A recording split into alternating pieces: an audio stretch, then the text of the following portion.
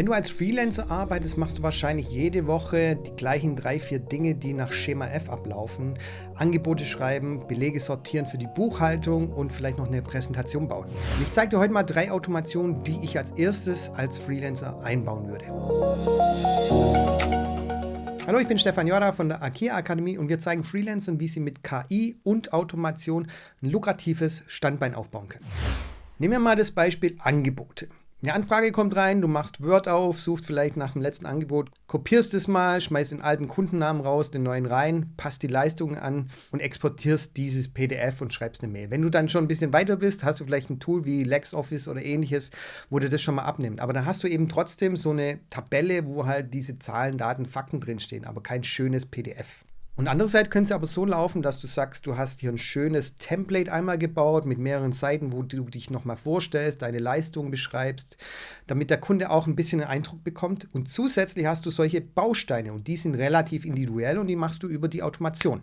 Raus kommt dann nachher ein fertiges Angebot als PDF mit deinem Layout, mit den Leistungsbeschreibungen, Zahlungsbedingungen und so weiter und so fort, aber schön aufbereitet. Und du hast es relativ zügig. Also du musst jetzt nicht lange überlegen, ach, was schreibe ich denn da alles rein, was könnte jetzt passen, sondern die KI baut das für dich schon mal vor, nach den Dingen, die du eben im Erstgespräch mit dem Kunden geklärt hattest. Und so hat dein potenzieller Kunde eben noch am gleichen Tag das Angebot in der Hand. Ich habe das Ganze schon mal in einem Video gezeigt, das verlinke ich dir einmal noch, dann kannst du es direkt nachbauen. Jetzt kommen wir zu einem Teil, wo ich am nervigsten fand immer, und zwar die Belege zusammensuchen. Du kennst es vielleicht, du machst am Ende von einem Monat deine Buchhaltung und suchst dann bestimmte Belege, die irgendwie immer fehlen. Da muss man sich einloggen in den Tools, die Rechnung runterladen, in E-Mails eben suchen, wo die ganzen Belege eben sind. Wenn du dafür eine Automation anlegst, diese gleichen Abläufe immer, dass er alle Belege scannt, wenn die per Mail reinkommen und sauber ablegt, dann hast du dir enorm viel Zeit und Stress gespart.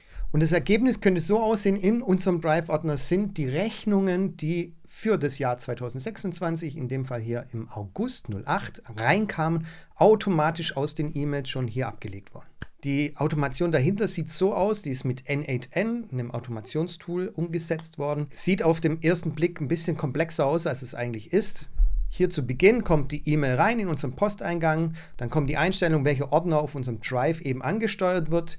Die PDFs werden aus den E-Mails ausgelesen und dann in einem Loop, also jede PDF einzeln durchgeschickt. Hier wird geprüft, ist Text in der PDF vorhanden? Wenn ja, dann wird das Ganze über einen LLM, in dem Fall ist es Mistral, das läuft auf EU-Servern, durchsucht und auch klassifiziert mit Datum, Rechnung, Invoice. Solche Merkmale wird er dann auslesen und dann klassifizieren, ob es eine Rechnung ist oder eben nicht. Dann gibt es eine If-Else-Abfrage, also wenn ein bestimmter Wert true ist, also in dem Fall ist es eine Rechnung. Wenn es jetzt gar keine Rechnung wäre, dann wird es einfach in einem sonstiges Ordner abgelegt. Und wenn es eben eine Rechnung ist, dann sucht er erstmal, gibt es für das Jahr eigentlich schon einen Ordner auf dem Drive? Wenn nicht, dann wird das Ganze angelegt und wir speichern dann den Ordner entsprechend ab. Das gleiche machen wir auch für die Monatsordner. Gibt es den Monat 08 für August schon? Wenn ja, wunderbar, dann geht es direkt weiter. Wenn nicht, wird er neu angelegt. Und so hast du quasi immer ein System, wo du nicht immer Variablen ändern musst, in welchen Ordner jetzt gerade monatlich reinfließt, sondern er checkt es, gibt es das schon und dann wird er angelegt. Am Schluss wird es dann eben in diesen Ordner, wo mir hier entweder neu angelegt oder schon vorhanden ist, hochgeladen und wir haben die PDF am richtigen Ort. Das hat stellenweise einen halben Tag pro Monat mich gekostet, diese ganzen Belege nochmal rauszusuchen und dann in die Buchhaltung zu exportieren. Jetzt geht es natürlich deutlich schneller. Das Thema Präsentation erstellen. Als Freelancer hast du wahrscheinlich öfter mal eine Präsentation, die du brauchst, die du vielleicht immer wieder anpasst und jetzt für einen Pitch oder für einen Vortrag oder ein Erstgespräch beim Kunden.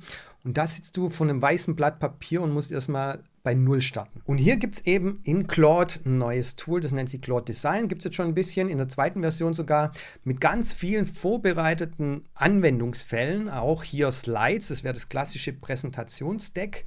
Und du kannst eben, das ist der große Vorteil, einmal so ein Design-System für dich anlegen. Das heißt, deine Farben, dein Logo, dein Branding an sich, einmal anlegen und dann kannst du das hier immer auswählen und hier oben tippe ich dann nur noch ein, um was es gehen soll. Vielleicht noch ein paar Stichpunkte, was in der Präsentation wirklich auch umgesetzt werden soll. Dann hast du die ganze Power von Claude im Hintergrund, wo eben für dich diese Struktur erstellt nach deinen Vorgaben. Und du hast dann nachher die Möglichkeit, hier auch noch Dinge zu verändern. Hier mit so einem Editorsystem, auch da klickst du einfach in irgendwas rein, kannst den Text ändern. Dann kannst du hier noch links in den ganzen Paletten auch noch Änderungen vornehmen, also die Größe von der Schriftart. Und du startest eben nicht bei Null, sondern hast komplett einmal die Struktur deines Vortrags. Kannst natürlich auch noch sagen, wo du Änderungen haben möchtest. Es ist eben wie wenn du im Chat mit Claude arbeitest. Das Ganze kannst du dann exportieren als PowerPoint, dort weiterarbeiten, an Google Slides, PDF direkt rauslassen, wie du es eben möchtest. Auch da habe ich schon ein Video dazu erstellt, das verlinke ich dir auch nochmal. Jetzt noch eine kleine Aufgabe für dich, wenn du mal in den nächsten Arbeitstagen von dir reinschaust und dir mal ein Blatt und einen Stift zur Seite nimmst und jedes Mal, wenn du so eine Aufgabe hast, so ähnlich wie diese, schreib sie dir auf und überleg dann mal, wie du das Ganze in eine Automation umwandeln kannst. Wenn dir das Video gefallen hat, dann abonniere gleich den Kanal, damit du keine Videos mehr verpasst. Wir sehen uns das nächste Mal. Bis dann.